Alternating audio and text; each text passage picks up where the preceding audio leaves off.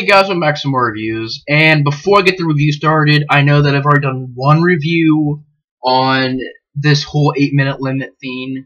But during that review, man, I just didn't feel like I got a lot of information in the review. And 8 minutes, I mean, I do realize it is hard to sit through 15 minutes of me talking. But, you know, I tried 8 minutes out, and, you know, I personally just feel like it was kind of too fast, and I was kind of rushing myself to get these facts, you know, out, and, you know, rushing myself to get the review done. And my reviews, I just want to just sit back and relax and chill and just talk about these movies. Now, if it's a bad movie, I'll freaking destroy it, you know, I'll freaking rant on it. But if it's a good movie, I like to sit down and talk about the details and talk about how it was made and, you know, the backstory and stuff like that. Well, 8 minutes really isn't a lot of time to do that. Some people it is. Some people they can do it in 5 minutes. But in my opinion, like when I was doing that review, I don't know if you guys can tell, but I was trying to rush it to get pretty much so I don't get over the 8-minute limit. And with the intro, it's kind of hard to do that. So I'm going to go back to the 15-minute limit. I know, I'm sorry guys, I know it's a crazy schedule, but that was just one video. But this video explaining from here on, I'll be doing 15-minute reviews again, 15-minute limit reviews. Sometimes actually, I want to say that around 15 minutes, because sometimes I do 16-minute reviews, 17-minute reviews, and that's either because I, you know, spent more time talking about the details, and also I spent the intro also added an extra minute. So, you know, it was just kind of hard to do an 8-minute review. And I was like, oh, you only did one review, and you already decided to go back to your old 15-minute limit. Yeah, I mean, it was just during that review, you know, it was just, I don't know. I mean, I was trying to get the review done as fast as possible, so I really wasn't explaining a lot about the movie. So from here on out, I'll be doing 15-minute reviews. Now, if you guys want to be 8-minute reviews, and you guys don't want 15-minute reviews, and that's fine. I'll change to 8-minute reviews, you know. But if you guys want to stay 15-minute reviews, well then, you know, we're back at 15-minute reviews. So I don't know. I just feel like I can get more covered, and I can be more comfortable reviewing movies, and my 15-minute limit than I would be in an 8-minute limit. Because in the 8-minute limit, I gotta rush to the review. You know, I know some people can get it done in like 8 minutes. Some people can get it done in 5 minutes. You know. But I just can't do that, and I want to put a lot of detail in my reviews. So to do that in 8 minutes, in my opinion, to me, it's kind of hard to do that because 8 minutes, you got to rush through it. So I will be going back to 15 minutes. I know I've spent 3 minutes talking about it. I apologize, but yeah, that's the announcement. Is I'll be going back to 15 minutes. So yeah, but for this review, we'll be talking about a documentary called Full Tilt Boogie, which was a bonus movie in this DVD. Mainly I got it because, well, there's two reasons. A, it's a backup DVD, just in case I love the first movie, and B, I got it for that movie, Full Tilt Boogie, or documentary. I got it for that because I want to check it out and see how it was, and, you know, first time watching it, I kind of had a few problems with it. I'm not really sure, honestly, why, but, you know, honestly, my thoughts have changed over time, you know, and I think it's a pretty good documentary. I just think that it was more of a, since it was more of a behind the scenes, literally, like you're behind the scenes on everything. And I was expecting it to be like interviews, which there is interviews, but I'm talking about like just, you know, showing a little bit of footage, you know, sort of like how documentaries are today. When you watch a DVD, you have a documentary on it, you watch it, that's how it is. Well, this is more of a pretty much behind the scenes, only it's 97 minutes long. And, you know, I do know that documentary and behind the scenes are pretty much similar. But, you know, this one was more about there with them as they were shooting the movie. And to me, documentaries, like a little bit after the movie's made, they come back and revisit. I was used to that. You know, I know not all documentaries are made like that. Sorry, tough listeners. I know they're not all made like that. I know they make them different ways. But I was just kind of used to the ways where they make the movie, and a couple of years later they do interviews about it and stuff like that. This was more about as they were making it. so it was a little bit different. But it gets 6.5 on IMDb, directed by Sarah Kelly. And, you know, I believe she done more I think she done more documentaries. Let me check.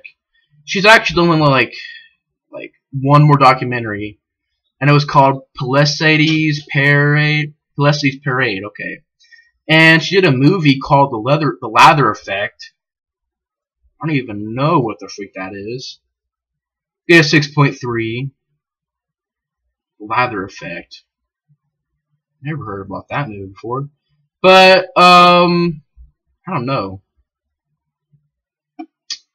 So she directed that, and then she directed, this is pretty much her first documentary.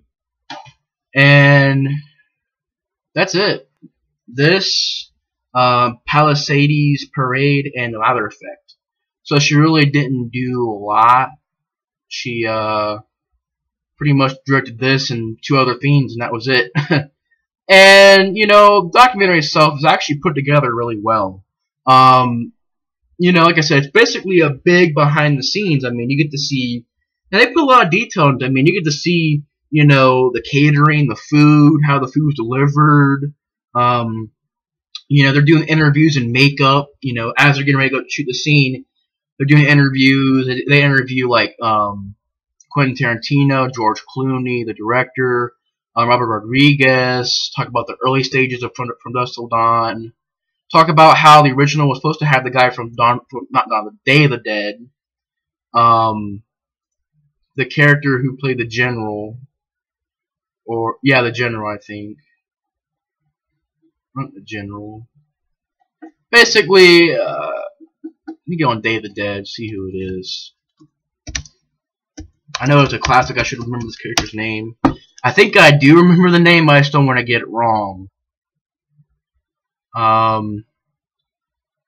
Rhodes. Joseph Pilato as Rhodes. And pretty much, I guess he was supposed to be in the original idea for From Dusk Till Dawn. And, you know, of course it didn't happen. They went with this story, but I guess the original idea was supposed to have him in it. And, you know, it talks about how it was shot with a very, very low budget, extremely low budget. And, well, not extremely, but it was shot with not a lot of money. I mean, the movie itself, I know that it cost, like, let me check again, it's right here. Don't remember the exact amount of money. I know it didn't cost a lot of money to make. But, talks about how the studio was given a lot of crap. Talking about they didn't want it to be made, they didn't want to be released, and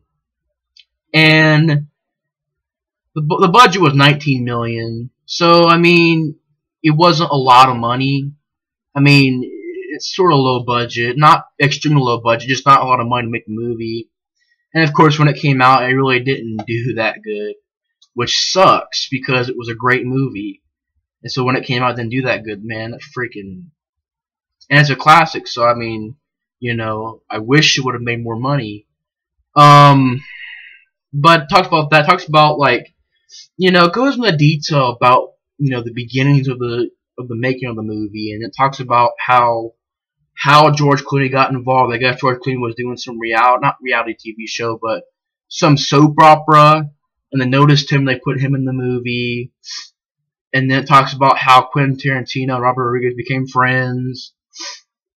And then it talks about, like, the catering. They interview the catering guy, talks about the food he actually sets up. I'm like, okay, reviewing the food guy and the catering and stuff like that. I was like, okay, that's, you know, I don't see that in their documentary. They actually go into a lot of detail. Talk about how pretty much after the shooting was done, it was fun. They go to a bar, or they go to some dance club and they would just dance and have fun and drink beer and go to a bar or something like that. You know, they just had a lot of fun making the movie. It talks about how some of the effects shows some of the effects that were going to be in the movie. Like, there's this one really gross one that should have been in the movie, but it was cut out, where a girl pops. It's kind of gross, though, where the girl... Hang on, this notification popped up. Click, click. But this girl freaking squeezes a pimple, and, like, pus squirts all over this dude's face, and it's gross. and it was cut out. And then there's also like it talks about how in the movie, if you look close, there's actually a demon with a freaking slit in their stomach, and it has teeth in there. Talks about how they got that effect to work. Talks about some deleted stuff. You know, just talks about all kind of things, designing the makeup effects, the cast, interviewing the cast, talking about how they're having a lot of fun. The director talking about how it was just such a fun experience to make the movie, and I like the part in the beginning of it where interviews, well, not interviews, but it opens up with staying alive, is it that? I think it is. Oh no, it's not staying alive. Sorry, my bad. It was it staying alive?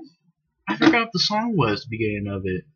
I know it opens up with I think it's the one where it goes like, you can look at the way I walk, I'm a woman's man, no time to talk.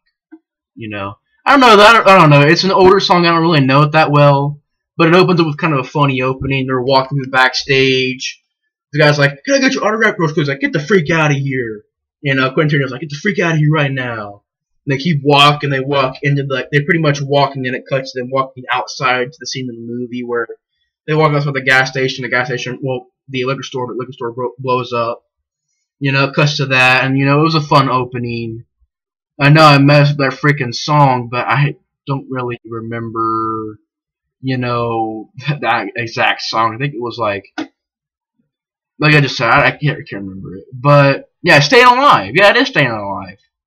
Staying alive, staying alive. Ha, ha, ha, ha. That's how it opens up. It opens up with Staying Alive. I knew it was Stay Alive. I was like, is that Stay Alive? I couldn't remember if it was or not, but it was Stay Alive. So cool. Opens up with Staying Alive, and just throughout the entire documentary, you just see interviews, and just you could tell the movie was a lot of fun to make, and it was a passion for these people to make this movie. They really put a lot of effort into the movie, and it shows the end of the shoot where they're all in a big group. We're like, okay, we shot the final scene from Dusk Till Dawn. Woo! They're celebrating and stuff like that, and just it gives you a good feeling about how fun it would be to make the movie, and it just explains how fun it was and how enjoying it was, and it was just explain the experience of making the movie, and in my opinion, pretty good documentary. So yeah, that's my review on Full Tilt Boogie. Pretty good. Check it out if you're a big fan of the movie. And so yeah, thanks for watching my review on Full Tilt Boogie, and I'll see you guys on next review. Bye guys.